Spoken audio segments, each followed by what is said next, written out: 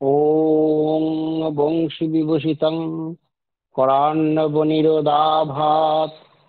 पीताम्बरधरुणो बिम्बफलाधरष्टात् पूर्णेन्दुसुन्दरो मुखादरविन्दो नेत्रात् कृष्णात् परं किमपि तत्त्वमहं न जाने।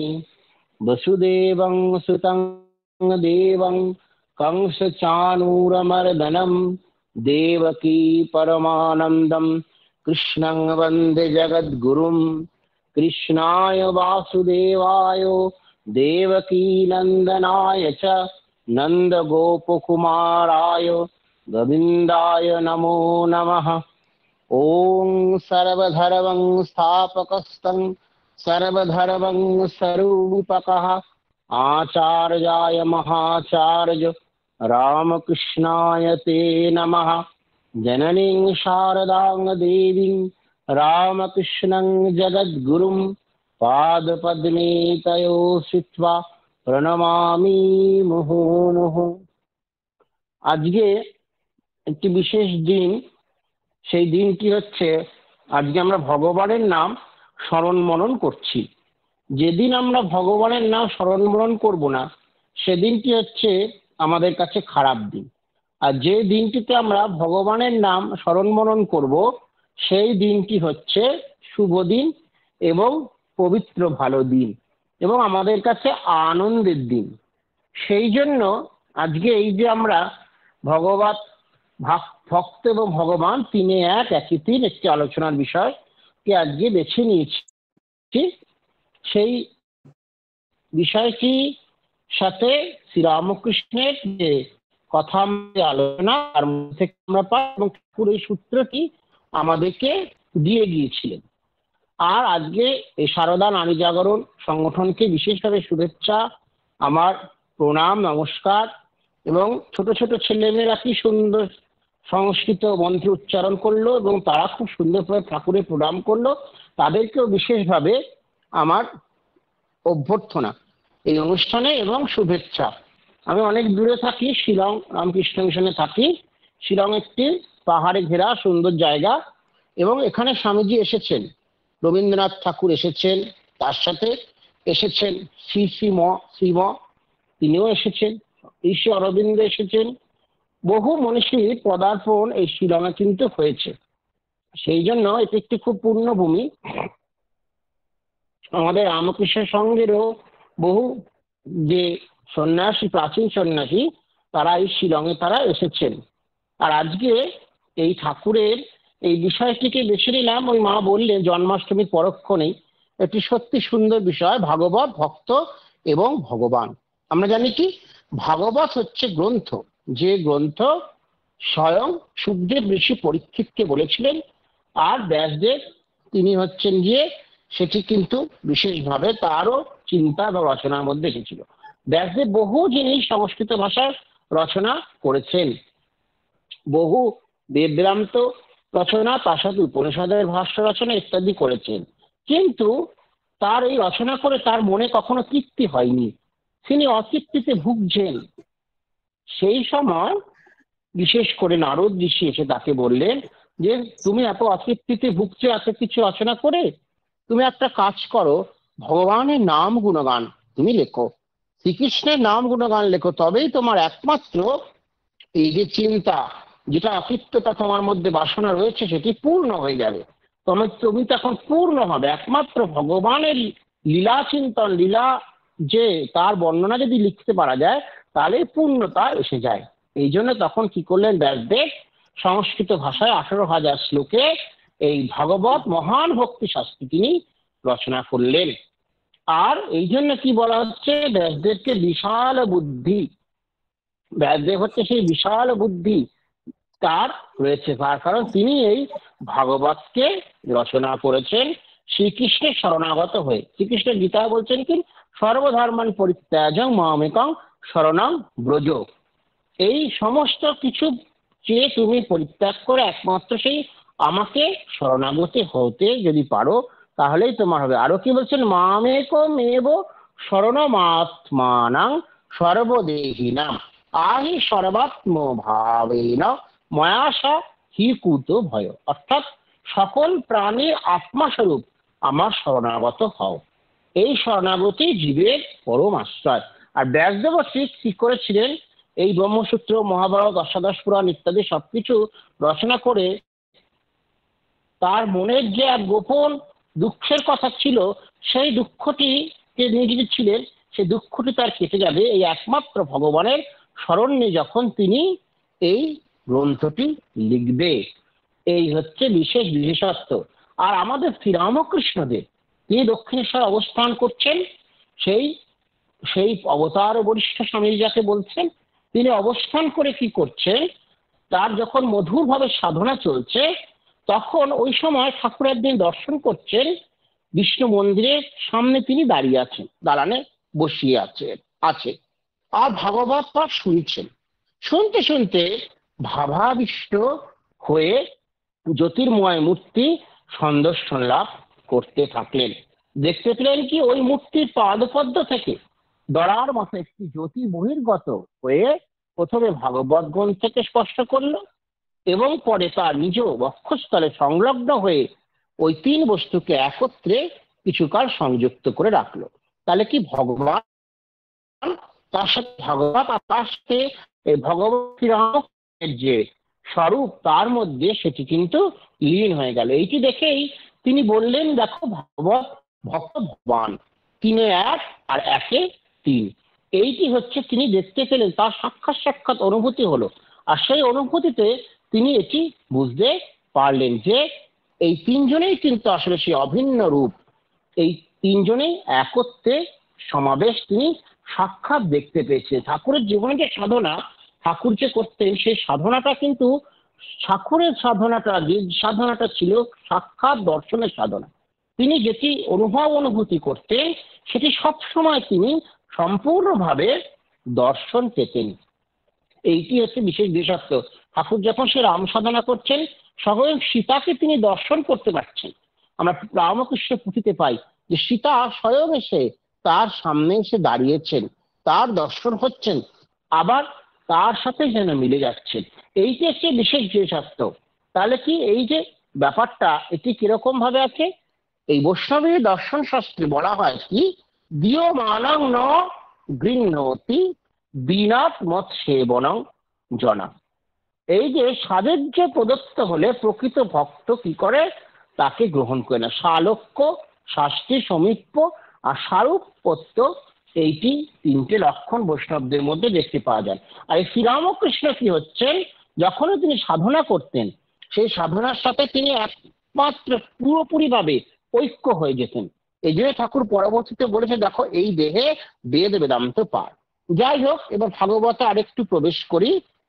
এই ভাগবতে যখন ব্যাসদেব লিখছেন, সেটি লিখতে গিয়ে ভাগবতে তিনি কি করছেন, এইটি তার হচ্ছে কি বিষাদ থেকে এটি এসেছে। আবার সেই একই রকম বিষাদ থেকে কিন্তু সেই রামায়ণও রচনা হয়েছে। একই রকম সুরত মহাবৈশ্যের বিষাদ থেকেই কিন্তু রচনা হয়েছে চণ্ডী। এইটি দেখতে পাওয়া যায় রামায়ণে, দেখতে পাওয়া যায় মা নিষাদ প্রতিষ্ঠান। এইটি থেকে কিন্তু বাল্মীকি পরবর্তীকালে সেই রামায়ণ রচনা করলেন। আবার দেখো মহাভারত রচনা হয়েছে, সেই অর্জুনদের কত দুঃখ কষ্ট, পঞ্চ পাণ্ডব যারা রাজা, তারা বাড়িতে বাড়িতে গিয়ে তারা ভিক্ষা করে খাচ্ছেন, এইটি দেখতে পাওয়া যাচ্ছে। এই জন্য কি হয়, এই সমস্ত যখন দুঃখের সৃজন হয় আমাদের মধ্যে, তখনই সেই দুঃখ থেকে মুক্তির ঐকান্তিক উপায় হিসেবে আমরা কি করি, ঈশ্বরের স্মরণ মননের দিকে এগিয়ে যাই। অদ্বৈতবাদী মধুসূদন সরস্বতী, তার একটি গ্রন্থ, সেটি হচ্ছে ভক্তি রসায়নম, একটি গ্রন্থ আছে। তাতে তিনি বলছেন যে ভাগবত ব্যাসদেব রচিত, আর ব্যাসপুত্র সুখদেব তিনি কথিত। তিনি বলছেন আর কি, সে ব্রহ্মজ্ঞানী ঈশ্বর প্রেমী আর রাজা পরীক্ষিত সুত। পরীক্ষিত শুনছেন, তিনি তাকে তক্ষক সাপ দংশন করবে, সেই তিনি ঋষি কুমারের থেকে অভিশাপ প্রাপ্ত হয়েছিলেন, তার মৃত্যুর আর বেশি বাকি নেই। সেই দুঃখের সময় যখন তার শরীর চলে যাবে, তখন তিনি কি করছেন, এই ভাবে ভাগবত শ্রবণ করছেন। আর এই ভাগবত শ্রবণ করে তিনি কি করবেন, সেই মুক্তির দিকে কিন্তু তিনি এগিয়ে যাবেন। তাই এই ভাগবতের যে পবিত্রতা, এটি বিশেষভাবে আমরা দেখতে পাই। আর ভাগবতে ভগবানকে তার লীলা যে পরিচয় সেটি ভগবান দিয়েছেন। ভগবানকে রস স্বরূপ বলা হয় কি, রস বই সব রসং কি বায়ং লব্ধানন্দী ভবতি, অর্থাৎ সেই ব্রহ্মই রসস্বরূপ, রসস্বরূপ তাকে লাভ করে জীব আনন্দময় হয়ে যায়। ভাগবত সেই আনন্দ স্বরূপ ভগবানের কথাই বলা হয়েছে। ব্রজভূমিতে শ্রীকৃষ্ণের জন্ম, তা ব্রজ শব্দের অর্থ কি? ব্রহ্ম জন্মেছেন যেখানে, স্বয়ং ব্রহ্ম, তিনি কিন্তু নিরাকার নির্গুণ, কিন্তু সেই ব্রহ্ম কি হয়েছেন, তিনি কিন্তু জন্মেছেন সেই ব্রজতে। এই জন্য ব্রজের মাহাত্ম্য, ব্রহ্ম সেখানে সগুণ প্রাপ্ত হয়েছে, এইটি হচ্ছে বিশেষভাবে আমরা দেখতে পাবো। এই ভাগবত কখন আমরা দেখতে পাবো, কখন তার রচনার ভূমিকা? পৃথিবী খুব কষ্টে রয়েছে, এই জন্য বলছে কি, ভূবেদিত্য নিপ ব্যাজ দৈত্যা নিকো শতায়ুতই, আর কি বলছে, আক্রান্তা ভুরি ভারে না ব্রহ্মাণং শরণং অয়ু, দৈত্যদের অত্যাচারে পীড়িতা পৃথিবী একটি গাভীর রূপ ধারণ করে ব্রহ্মার কাছে গিয়ে অত্যাচারের কাহিনী বিশদ রূপে বর্ণনা করলেন। ব্রহ্মা তখন অন্য দেবতাদের নিয়ে ক্ষীরোদ সাগরে বিষ্ণুর কাছে প্রতিকারের প্রত্যাশায় উপস্থিত হলেন। সমস্ত শুনে বিষ্ণু প্রতিকারের জন্য নিজে বসুদেবের পুত্র রূপে ধরায় অবতীর্ণ হওয়ার অঙ্গীকার করলেন। জন্মগ্রহণ করলেন ভগবান শ্রীকৃষ্ণ। এই শ্রীকৃষ্ণের জন্মের বিশেষ বিশেষত্ব, ব্রহ্ম নির্গুণ নিরাকার, কিন্তু তিনি জগতের কল্যাণের জন্য মনুষ্য রূপ ধারণ করে লীলায় অবতীর্ণ হলেন। এই জন্য কি বলছে দেখুন, কৃষ্ণের যতেক খেলা সর্বোত্তম নরলীলা, নরবপু তাহার স্বরূপ। এই যে শ্রীকৃষ্ণ এলেন, তার সঙ্গে কিন্তু অন্যান্য ভগবতের বিভিন্ন অবতারের কথা বলা হয়েছে, কিন্তু এই শ্রীকৃষ্ণ হচ্ছে পূর্ণ অবতার। এই শ্রীকৃষ্ণ সম্বন্ধে বলা হচ্ছে কি, কে এই অবতার, তিনি তাতে বলা হচ্ছে কি, এতে চাংশ কলা পুংস কৃষ্ণস্তু ভগবান স্বয়ং।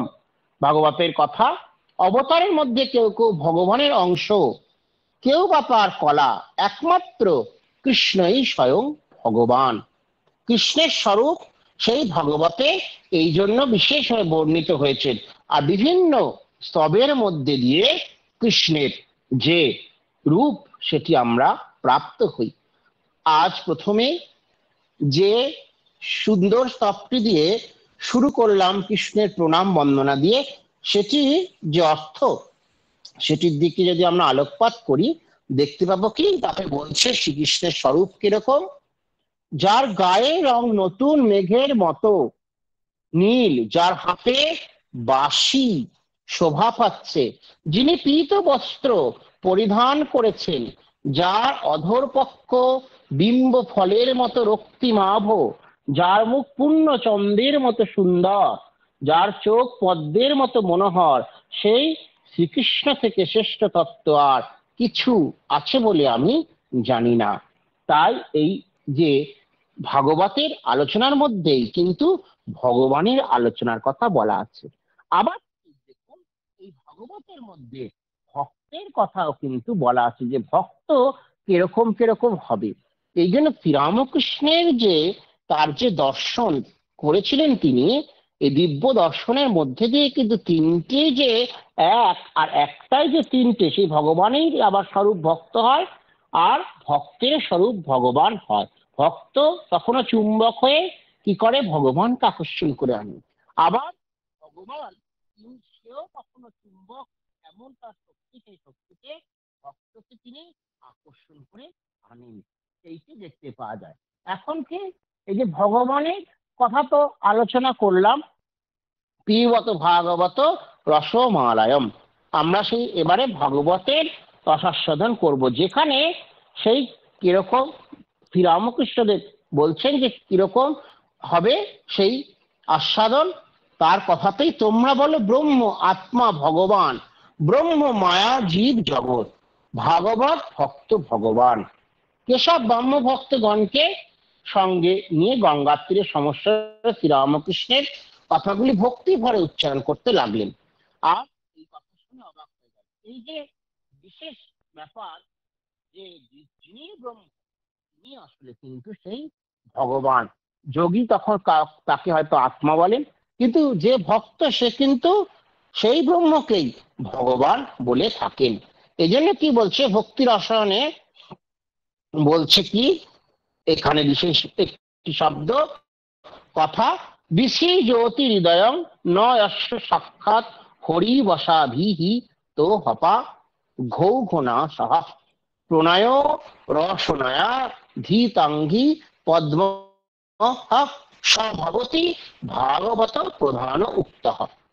এই অর্থ কি, মানসিক দ্রব্যাবস্থায় শাস্ত্রে প্রণয়, অনুরাগ, স্নেহ প্রভৃতি শব্দে উল্লেখিত হইয়া থাকে। যথা অবসভাবে নাম উচ্চারণ করলেও যিনি পাপরাশি বিনষ্ট করেন সেই শ্রী হরি স্বয়ং প্রণয় রজ্জু দ্বারা চরণে আবদ্ধ হইয়া যাহার হৃদয় পরিত্যাগ করেন না, তিনি ভাগবত প্রধান ভক্ত শ্রেষ্ঠ বলিয়া উক্ত হন।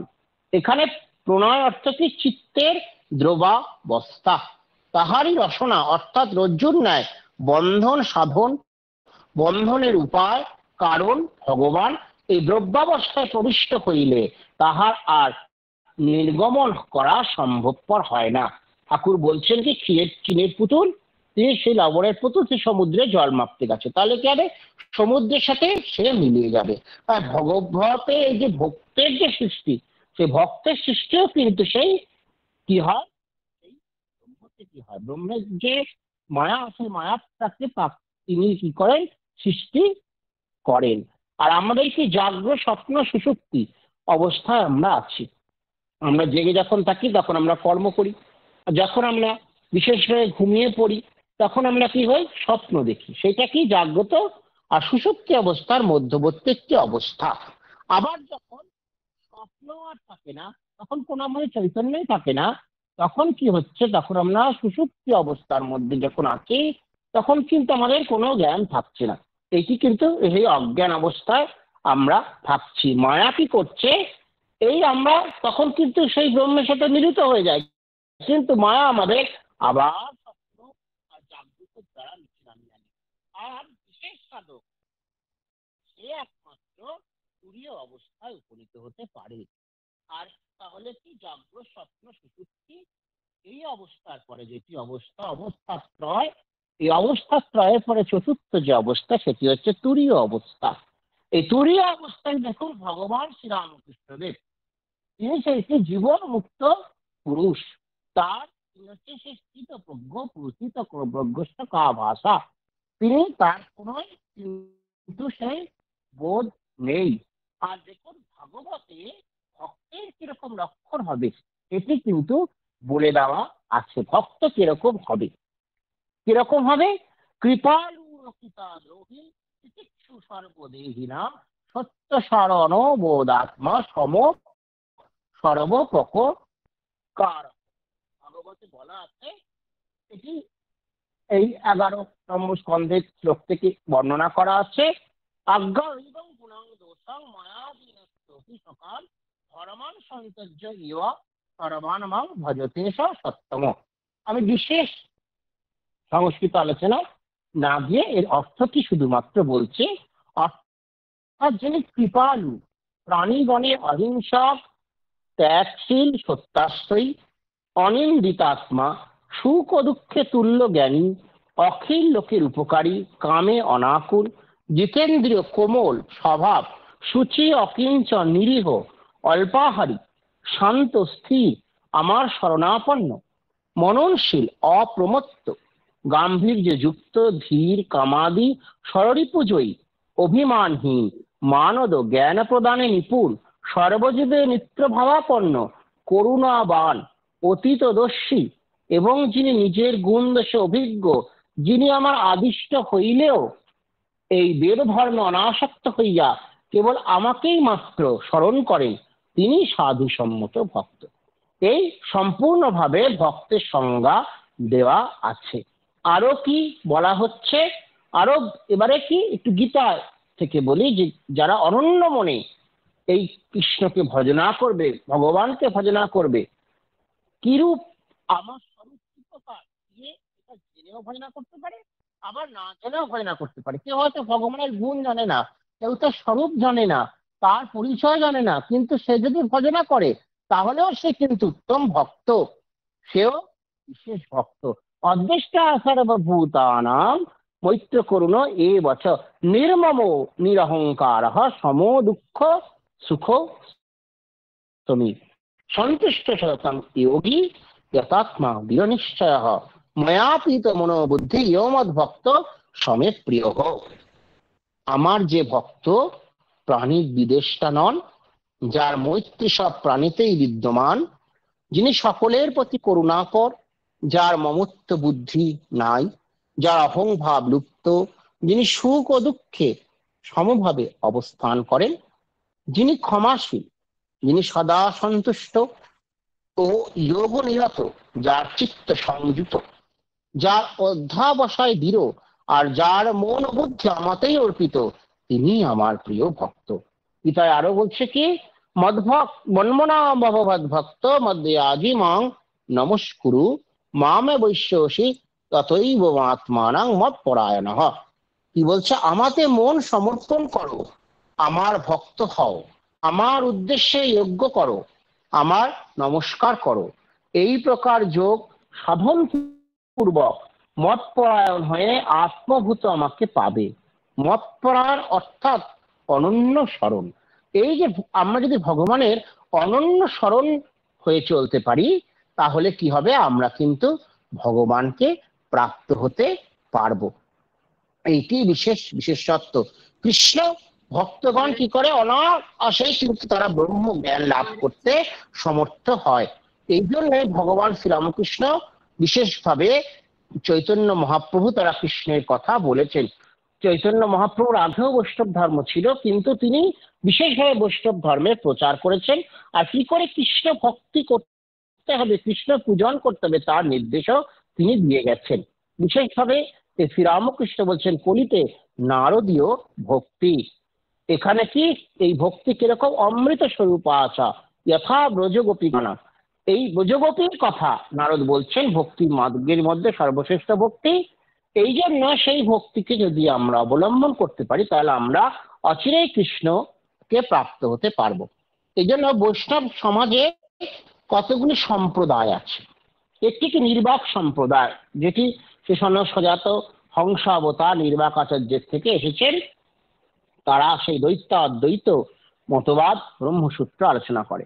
তারপরে কি শ্রী আছেন, শ্রী যিনি রামানুজ পরম্পরা থেকে এসেছেন, বিষ্ণু স্বামী আছেন, মাধব আছেন। আর তার পরবর্তীকালে চৈতন্য মহাপ্রভু, যিনি বিশেষভাবে গৌড়ীয় বৈষ্ণব যে ধর্ম, ঈশ্বর ভজনার কথা তিনি বলে গেছেন। তিনি বিশেষভাবে ভাগবতেরই কিন্তু তত্ত্বকে বলে বৈষ্ণব যে আরাধনা করার রীতি সেটি বলেছেন। কি বলছেন, শ্রবণের কীর্তনাঞ্চস্য স্মরণম মহতাঙ্গতে সেব্য যাবনিত দাস্যং সমমাত্ম সমর্পণম। এইটা যদি আমরা এটাকে বলি নববিধা ভক্তি।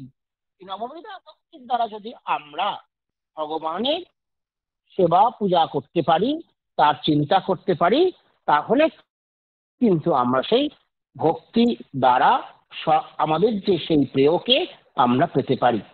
সেই নববিধা ভক্তি কি, শ্রবণ, কীর্তন, স্মরণ, পাদসেবন, অর্চনা, বন্দনা, দাস্য দাস ভাব, সখ্য, আত্মনিবেদন, এইগুলি সাধন হচ্ছে বিশেষভাবে নববিধা ভক্তি। আর এদের সাধন যারা করেছেন তাদেরও কিন্তু পরিচয় আমরা বিশেষভাবে পাই। সেইখানে কিরকম ভাবে আমরা পাই, আর এই সাধনে যারা আসক্ত, এখানে আসক্তি কিন্তু সেই সংসারের মোহ আসক্তি নয়, এখানে আসক্তি ঈশ্বরে আসক্তি। সেই সেই সেই যে আসক্তিতে যারা আসক্ত হয়ে যায়, সেই সেই ভক্তরা কিন্তু ভগবানের কাছে পৌঁছে যায়। সেই জন্য কি হয়, এই যে ভগবানের আসক্তিতে কিরকম আমরা দেখতে পাই, প্রথমে আছে সেই গুণ মাহাত্ম্য আসক্তি, সেটা কারা, নারদ আর ব্যাসদেব। তারপরে রূপ মাহাত্ম্য, ভগবানের যে রূপ, আহা কি সুন্দর কৃষ্ণ, তার বাঁশি তিনি নিয়ে ধারণ করে আছেন, মাথায় কি সুন্দর সেই ময়ূরপুচ্ছ মুকুট ধারণ করে আছেন, তার সেই রূপে আমরা মোহিত হয়ে যাই। আর সেই উপাসক্ত কিন্তু সেই উত্তম ভক্ত ছিল, যারা শ্রীকৃষ্ণকে পেয়েছিল। সেখানে কি ব্রজে সেই নরনারীরা পূজা আসক্ত, ভগবানকে পূজাই শুধু করব, সেই ভক্ত কারা? অম্বরীশ আর পৃথুক। আর কি স্বরূপা আসক্ত, স্বরূপটা তার জানতে তিনি যে চায়। শ্রী নরসিংহ রূপে ভগবান হিরণ্যকশিপুরকে বধ করেছিল, প্রহ্লাদ হচ্ছে সেই স্বরূপ আসক্ত। দাস্য আসক্ত হনুমান, সখ্য আসক্ত উদ্ধব অর্জুন শ্রীধাম সুধাম, আর কামাসক্ত রুক্মিণী সত্যভামা, এরা সেই তার হচ্ছে বিশেষভাবে তার অর্ধাঙ্গিনী, শ্রীকৃষ্ণের অর্ধাঙ্গিনী। আর বাৎসল্য আসক্ত স্বয়ং মা যশোদা, সেই কৌশল্যা, যারা রামচন্দ্রকে একমাত্র কে তাকে সন্তান রূপে পালন করতে চেয়েছিল, কৌশল্যা, কৈকেয়ী, সুমিত্রা, যশোদা আর বসুদেব আর সেই নন্দ, এরা সেই বাৎসল্যে আসক্ত। ভগবানের বাৎসল্য ভাবে তারা একত্র হয়ে গেছে। আর কি আত্মনিবেদন, বলি হচ্ছে সেই আত্মনিবেদন করেছিলেন, এই জন্য তিনি আত্মনিবেদন আসক্ত। বিভীষণও সেই আত্মনিবেদন করেছিলেন। তন্ময় আসক্ত, তন্ময় ভাবে ভগবানকে যারা চিন্তা করতে থাকেন, তারা সেই সনত কুমার আর সুখদেব, এরা তন্ময় ভাবে থাকেন। আর পরম বিরহ আসক্ত ভগবান, তিনি কি করেছেন? সেই যে বৃন্দাবন থেকে মথুরায় চলে গেছেন কংসবধের জন্য, সেই চলে যাওয়ার জন্য প্রত্যেকে দুঃখে রয়েছেন, বোঝো সেই গোপীগণ, তারা যাওয়ার পথে রাস্তার মধ্যে শুয়ে পড়েছেন, রথকে আটকে ধরেছেন, ধরে বলছেন শ্রীকৃষ্ণ তোমার যেতে দেবো না, তোমার রথ আমাদের মধ্যে দিয়ে নিয়ে যাও। এইটি হচ্ছে শ্রীকৃষ্ণের বিশেষ পরিচয়। আর গোপিনীরা তাকে এতটাই ভালোবাসছেন, বিরহে তারা কৃষ্ণের বিরহে এত বিরহিনী হয়ে গেছেন যে কৃষ্ণ পাদপদ্ম তারা চিন্তায় মগ্ন হয়ে যাচ্ছে না, শ্রীকৃষ্ণ তাদের কৃপা করবেন। এখন কেন ভগবান বিশেষভাবে তার এই যে প্রকাশ তিনি ঘটান, আর তার প্রতি ভক্তেরা কেন একত্র হয়ে যায়, তার কারণ কি কি বলছে বিষ্ণু পুরাণে বলা আছে কিরকম? সেখানে বলছে উৎপত্তির পুরাণ সেব ভূতানাম গতিম গতিম দেখতে বিদ্যা সবাস্ত ভগবান নীতি। যিনি ভূতগণের উৎপত্তি ও বিনাশ, পরলোকে গতি, ইহলোকে আগমন বিদ্যা ও অবিদ্যা অবগত আছেন, তিনি ভগবান। এই তিনি সমস্ত কিছু জানেন বলেই তিনি ভগবান, অবগত আছেন। সেই জন্য কি হয়, ভগবানের প্রতি ভক্তেরা তাপের ভালোবাসা নিয়ে এগিয়ে যায়। আরো কি বলছে ভগবানের স্বরূপ কিরকম? ঐশ্বর্য সমগ্রস্য বীর্যস্য অশাস্ত্রীয় জ্ঞান বৈরাগ্য ইশ্চৈব সন্ন্যাং ভগ ইতি গণা।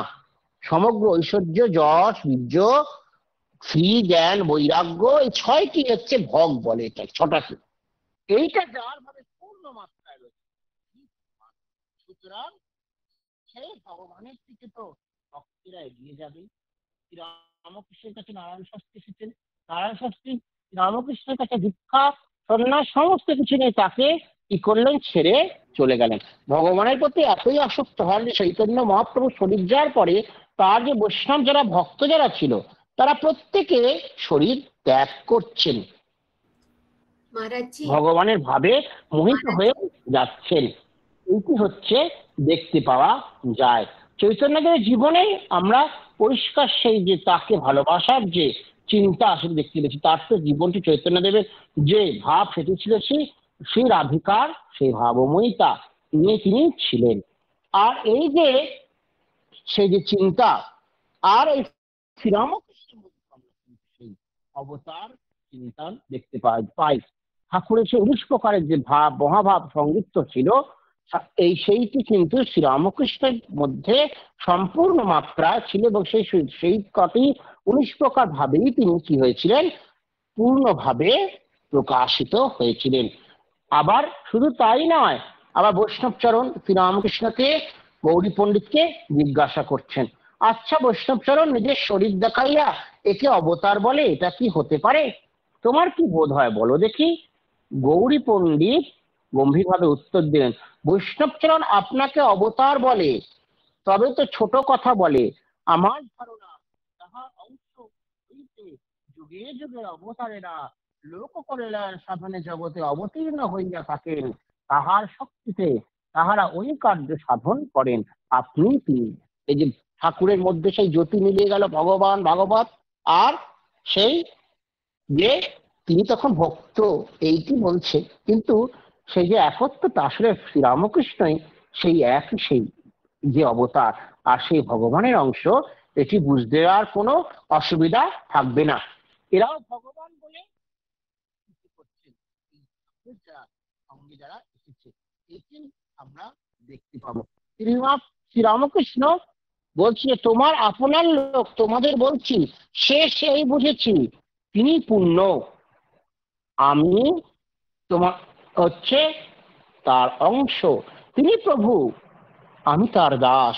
আবার এক একবার ভাবি আমি তিনি, আর সেই তিনি আমি, আর ভক্তি সার, এইটি ঠিক কিন্তু ঠাকুর পরিষ্কার ভাবে বলে দিচ্ছেন। কাশীপুরে আছেন, তার শেষ সময় হাটের হাড়ি ভেঙে দেওয়ার জন্য শ্রীরামকৃষ্ণদেব এসেছেন। কি বলছেন? যে রাম যে কৃষ্ণ ইদানিং সেই রামকৃষ্ণতে ভক্তের জন্য অবতীর্ণ হয়েছে, এইটি স্বামীজি আবার শুনছেন। এই হলো শ্রীরামকৃষ্ণের তত্ত্ব, যিনি সম্পূর্ণরূপে নিজেদেরকে দেখিয়ে দিয়ে গেছেন। ঠাকুর বলছেন তোমাদের সব দেখবার জন্য পানের ভেতরটা তখন এমন করে উঠত, এমন ভাবে মুচড় দিত যে যন্ত্রণায় অস্থির হয়ে পড়তাম, তাই কাঁদতাম, কাঁদতে ইচ্ছে হতো।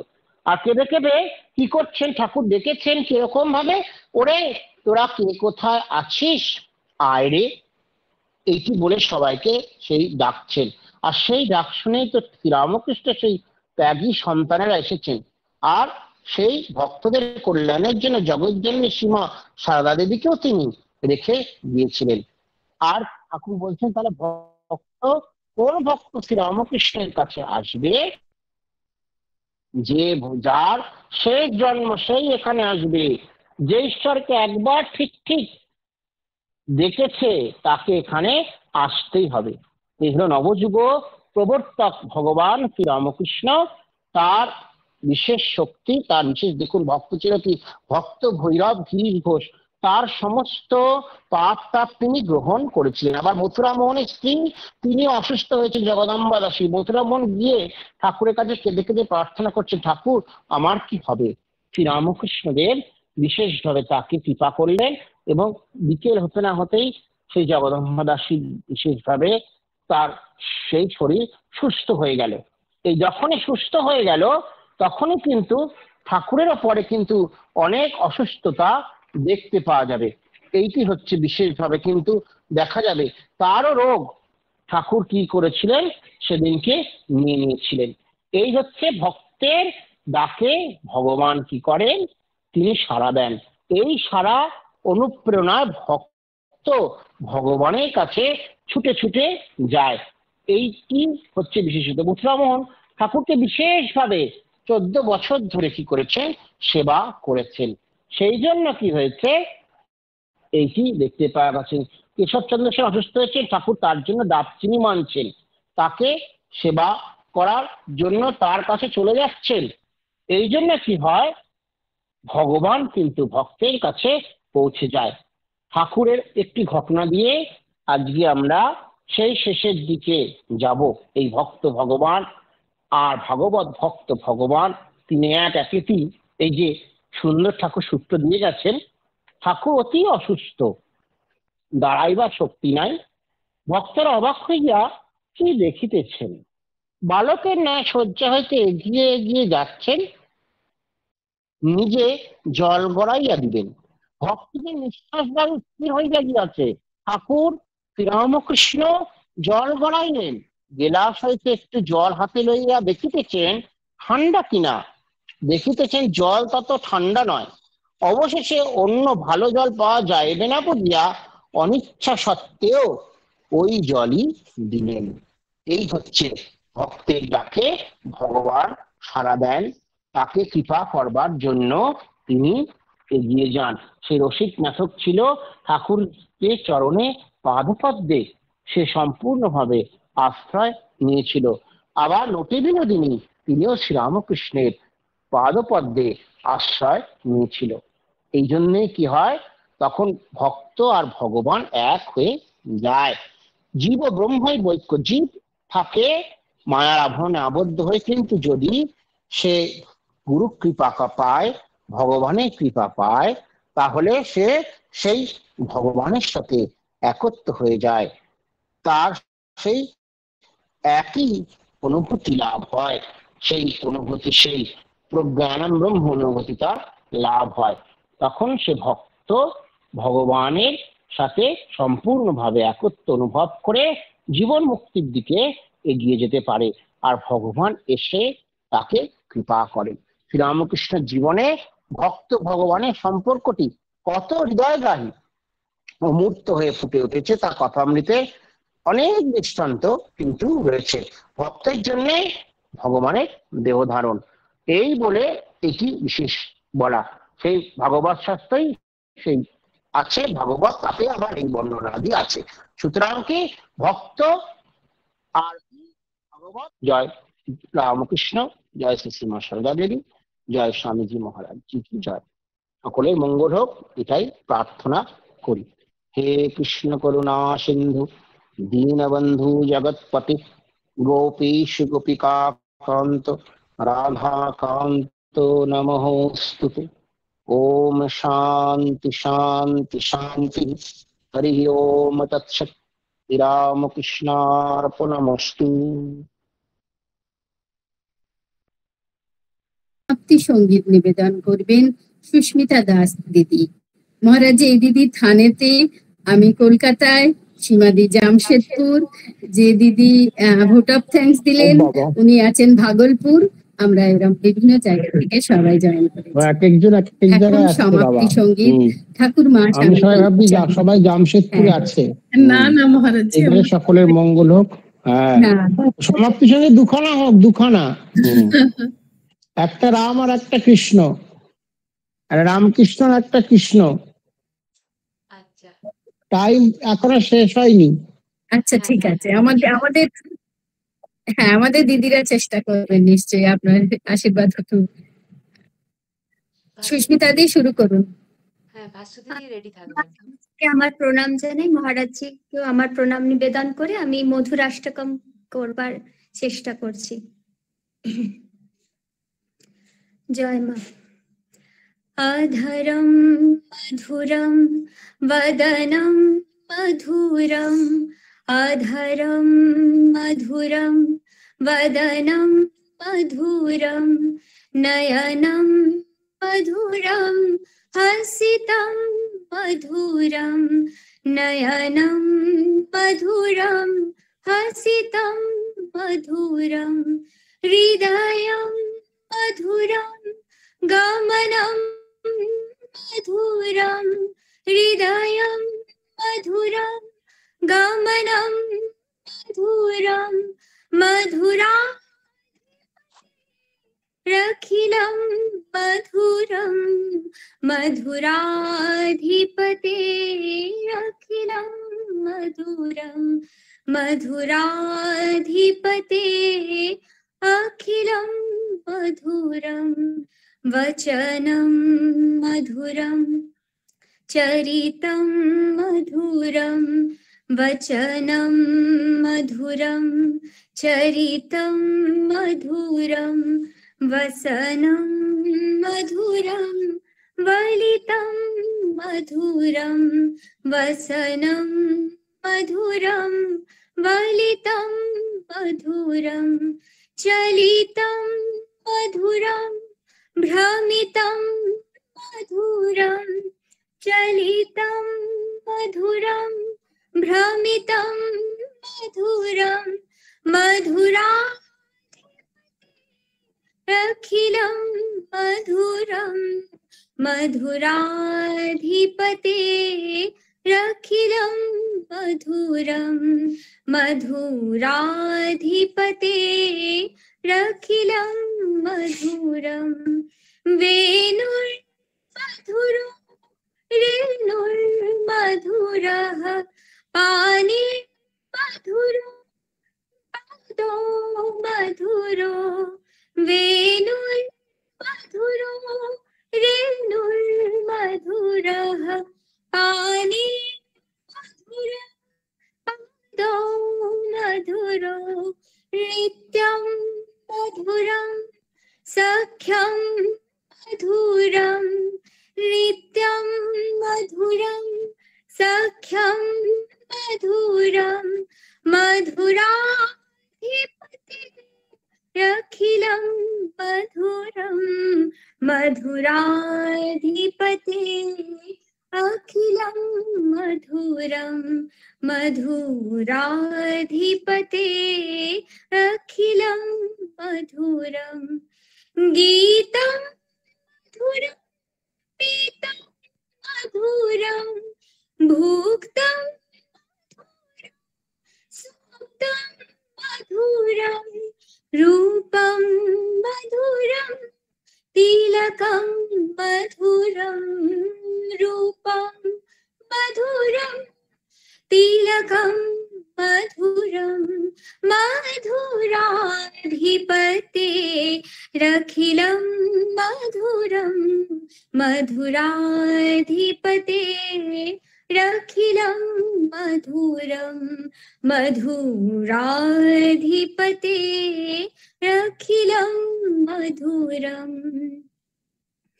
करणं मधुरं तरणं मधुरं करणं मधुरं तरणं मधुरं हरणं मधुरं रमणं मधुरं हरणं मधुरं रमणं मधुरं वमितं मधुरं शमितं मधुरं वमितं मधुरं शमितं मधुरं मधुराधिपते रखिलं मधुरं मधुराधिपते रखिलं मधुरं मधुराधिपते रखिलं मधुरं गुञ्जा मधुरा माला मधुरा गुञ्जा मधुरा माला मधुरा यमुना मधुरा वीची मधुरा यमुना मधुरा वीची मधुरा सलिलं मधुरं कमलं मधुरं सलिलं मधुरं कमलं मधुरं मधुराधिपते रखिलं मधुरं मधुराधिपते रखिलं मधुरं मधुराधिपते रखिलं मधुरं गोपी मधुरा लीला मधुरा युक्तं मधुरं मुक्तं मधुरं दृष्टं मधुरं शिष्टं मधुरं मधुराधिपते रखिलं मधुरं मधुराधिपते रखिलं मधुरं मधुराधिपते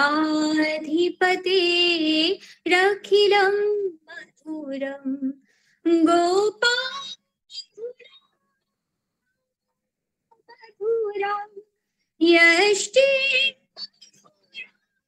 सृष्टि मधुरा दलितं मधुरं फलितं मधुरं दलितं मधुरं फलितं मधुरं मधुराधिपते रखिलं मधुरं मधुराधिपते रखिलं मधुरं मधुराधिपते रखिलं मधुरं मधुराधिपते रखिलं मधुरं मधुराधिपते रखिलं मधुरं मधुराधिपते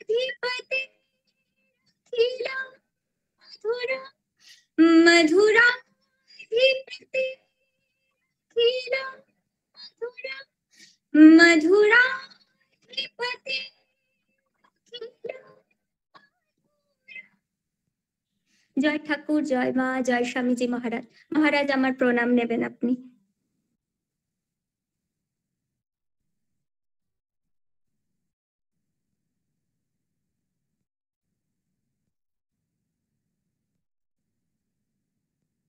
খ্যাতি মিউট আছে।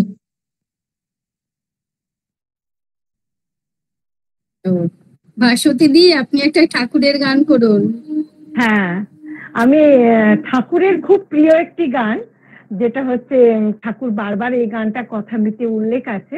এই গানটি পুণ্ডরীকাক্ষ মুখোপাধ্যায় লিখিত গানটা করছি, নিবেদন করছি। ওরে রসমোদেরা মম মানুষ মাতরে, হরে রসমোদেরা মম মানস মাতরে, একবার লুটায়ে অবনীত, একবার লুটায়ে অবনীত, হরি হরি বলে কাঁদরে, গতি করো করো বলে কাঁদরে, হরি দেখা দাও বলে কাঁদরে, হরি পার করো বলে কাঁদরে, হরি রসমোদি রাপিয়ে মম মানস মাতরে, ভাবে মত হয়ে একবার হরি হরি বলে কাঁদরে, ভাবে মত হয়ে একবার হরি হরি বলে কাঁদরে, প্রেমে মত হয়ে একবার হরি হরি বলে কাঁদরে, প্রেমে মত হয়ে একবার হরি হরি বলে কাঁদরে, একবার লুটায়ে অবনীত, একবার লুটায়ে অবনীত, হরি হরি বলে কাঁদরে, গতি করো করো বলে কাঁদরে, হরি দেখা দাও বলে কাঁদরে, হরি রসমোদি রাপিয়ে মম মানস মাতরে, গভীর নিনাদে হরি নামে গগন ছাউরে, গভীর নিনাদে হরি নামে গগন ছাউরে,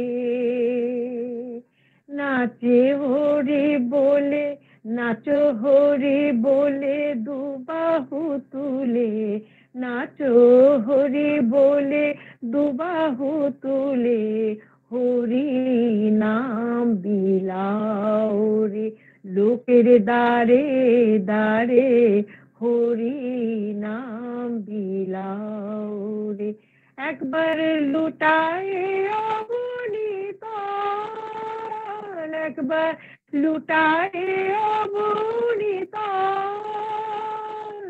হরি হরি বলে কাঁদরে, হরি দেখা দাও বলে কাঁদরে, হরি পার করো বলে কাঁদরে, হরি রসমোদি রাপিয়ে মম মানস মাতরে,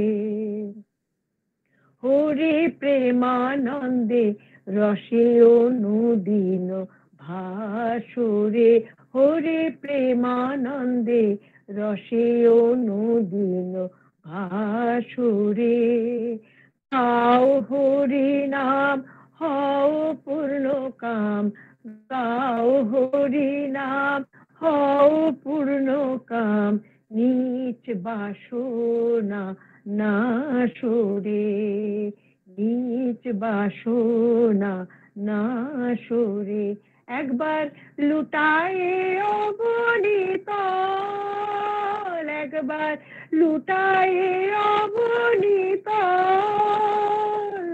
হরি হরি বলে কাঁদরে গতে, করো করো বলে কাঁদরে, হরি দেখা দাও বলে কাঁদরে, হরি পার করো বলে কাঁদরে, হরি রস মদিরা পিয়ে, মম মানস মাতরে, মম মানস মাতরে, মম মানস মাতরে। জয় ঠাকুর, জয় মা, জয় স্বামীজি মহারাজ। মহারাজ আমার প্রণাম নেবেন।